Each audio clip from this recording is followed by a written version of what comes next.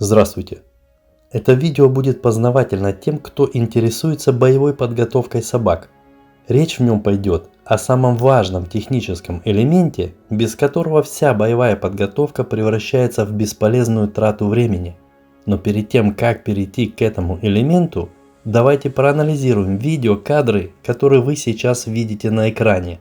Они отображают современные тенденции подготовки собак армии и полиции. Я хочу задать вам вопрос. Какая деталь в данном противостоянии больше всего бросается в глаза? Думаю, многих из вас смущает то, как спокойно ведет себя собака в объятиях чужого человека. Это спокойствие ломает самый важный момент тактики настоящего поединка, а именно расположение собаки по отношению к противнику. Давайте разберем этот момент. Но теперь уже на кадрах, где я буду работать с собакой в манере современных тенденций. Думаю, каждый понимает, что если собака таким образом располагается по отношению к противнику, то ему будет несложно схватить ее или нанести по ней точный и акцентированный удар рукой или каким-нибудь предметом. Задайтесь вопросом. Какой смысл в том, что собака понимает, где зона безопасности, если одновременно с этим ей привито спокойное фронтальное нахождение перед противником? И даже в том случае, когда собака владеет навыком перехват, зачем создавать условия, при которых она может не успеть воспользоваться этим приемом и пропустит удар? Мало того, такое расположение дает возможность нанести удар из так называемой слепой зоны. И этот удар собака даже не будет видеть. Стало быть, такую подготовку правильно называть антибоевой, и никак не иначе. Ведь закрепляя такую тактику, собаку просто подставляют под неприятности и помогают противнику ее уничтожить. Вывод напрашивается сам по себе. Нужно полностью убрать спокойное фронтальное расположение собаки перед противником. Ведь когда мы говорим о технических элементах для боевой подготовки, то подразумеваем набор умений, которые в первую очередь помогут служебной собаке уцелеть в бою и получить минимум увечий, а уже на этом фундаменте выполнить основную задачу, а именно вывести противника из строя. Все это я вел к тому, чтобы сделать акцент на техническом элементе, которому целенаправленно не обучает ни одна современная школа подготовки защитных собак. Этим элементом является так называемое растягивание, которое в свою очередь состоит из навыка натяжка в совокупности с постоянными передвижениями. Выполнять это техническое действие собака должна следующим образом. Войдя в захват во время атаки, собака тут же должна перейти к работе от противника, потянуть его на себя и, сохраняя натяжение, не останавливаться ни на секунду.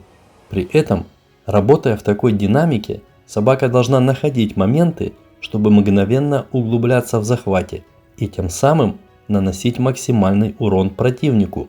Такая тактика постоянно выводит противника из равновесия, и ему будет очень тяжело нанести прицельный удар ногой, рукой или каким-либо предметом. Также собаку, выполняющую растягивание, очень тяжело сковать или перевести в партер. А если это произойдет, то и в таком положении при помощи растягивания собака полностью лишит противника баланса и не даст провести эффективные действия. В первую очередь, растягивание дает возможность собаке занять выгодную позицию и тем самым получить минимум ущерба. Думающая в бою собака постоянно стремится уйти от фронтального расположения. Она располагается в безопасной зоне, сбоку или за спиной, и всячески препятствует противнику, чтобы тот не выставил ее фронтально. Опытную собаку практически невозможно вытянуть из безопасной зоны. Все усилия противника только лишь побуждают собаку быстро вернуться в выгодное для себя положение. Безусловно, хорошо обученная собака умеет вести бой в любой позиции, и во фронтальной в том числе. Она знает, как выйти из положения, когда противник пытается сковать ее действия. При надобности меняет место хватки и работает в любую часть тела. Умеет сопротивляться подсечкам и прочим хитростям, но все это не имеет никакой ценности, если собака остается в спокойной фронтальной позиции. В те моменты, когда собаке тяжело уйти в безопасную зону, Она должна растягивать противника фронтально и в этой позиции выйти на максимально дальнюю дистанцию. При этом, если все технические элементы правильно собраны воедино, то кроме всего прочего, растягивание является переходной фазой от одного технического элемента к другому. Как на этих кадрах, когда собака начинает работу с лобовой атаки и после входа в захват, находясь в неудобном положении, сразу же выполняет растягивание и ищет возможность занять выгодную для себя позицию. А далее, используя удар противника, меняет место хватки, а после развивает успех и закрепляется в безопасной для себя зоне. Также и в случае с атакующими приемами, к примеру, как на этих кадрах. Выполняя хватку за ногу, используя натяжку, собака подтягивает противника к себе и переключается в руку, когда для этого есть возможность. Опытная собака будет выполнять растягивание вне зависимости от того, стоит противник, лежит или сидит. Она не даст ему возможность занять устойчивую позицию, потому что понимает, что главное условие успеха заключается в том, чтобы не останавливаться ни на секунду. К тому же собака будет постоянно смещаться с линии атаки, доставляя дополнительные неудобства. При этом практика длительных спаррингов подчеркивает тот факт, что даже подготовленный человек устает значительно быстрее собаки, а восстанавливается медленнее. Во время длительных занятий, работая с моими собаками, у фигурантов настолько сильно забивались мышцы рук, ног, спины, что мне приходилось помогать им и поддерживать ту часть амуниции, которую кусали собаки. Такое состояние у хорошо подготовленных фигурантов фиксировалось на отметке от 3 до 5 минут, а собака на этой дистанции, то что называется, только разогревалась. И дело тут совсем не в том, что фигурант носил на себе защитный костюм. Работая в такой же динамике в скрытом снаряжении, результат будет аналогичным. Собака может остановиться и, не прекращая хватку, взять время для восстановления. Но это происходит в состоянии крайней усталости. Но в такие моменты человек будет так измотан, что ему понадобится гораздо больше времени для восстановления. А когда он снова включится в борьбу, собака тут же перейдет к активным действиям. Именно так проходит процесс длительного противостояния. А в настоящем бою все сводится к тому, что форма противостояния неизменно перейдет в борьбу с использованием захватов. И основной проблемой для человека станет то, что максимально быстро устанут пальцы и кисти, а также забьются мышцы предплечий, и держать собаку в захвате станет невозможно. Такова данность такого вида противостояния. Тут стоит отметить, что само по себе техническое исполнение растягивания можно поставить как на игровой мотивации, так и на злобе. Но в первом случае собака будет гореть желанием завладеть добычей, которой для нее является амуниция. И этот момент убьет на корню основную цель боевой натаски, а именно то, как методично уничтожить врага в лице чужого человека. А вот если растягивание ставить на злобе, то кроме всего прочего это дает остроту в принятии решений, и собака молниеносно выполняет необходимые навыки. Поэтому нужно изначально определиться, для каких целей готовить собаку. Самым положительным моментом является то, что обучить растягиванию можно любую собаку, даже самую ленивую и флегматичную, и довести ее скорость до молниеносной. А сейчас я расскажу об одном эксперименте. На этих кадрах я работаю с чужой собакой, которая за время подготовки освоила различные навыки: перехват, хватка по месту, игнорирование тряпок. Также эта собака имела хорошее понимание, что такое сковывание, и умела выходить из разных неудобных положений. Но эту собаку я умышленно не учил растягиванию. В этом эксперименте мне очень важен был именно этот момент. А на этих кадрах я работаю со своей личной собакой, которая в игровой манере была обучена хваткам в разные участки защитного костюма. А также ей была привита устойчивая модель поведения в растягивании. И больше она не знала никаких навыков. И со своей собакой мне было работать гораздо сложнее, чем с чужой, у которой был намного богаче технический арсенал, но он исключал растягивание. Улавливаете, в чем смысл? Противнику комфортно работать с собакой, у которой не привито растягивание, потому что, войдя в захват, она стоит перед ним. и у него есть время принимать обдуманные решения. Да, безусловно, собака сильно кусает, борется и сопротивляется, чтобы ее не повалили на землю, при надобности меняет место хватки, но всему этому умелый противник может противостоять. А вот работать с собакой, у которой растягивание закреплено на уровне устойчивой модели поведения, крайне сложно.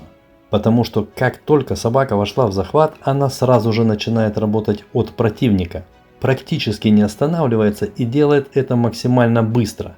И в такой динамике нанести ей серьезный ущерб невозможно, даже в том случае, если она располагается фронтально.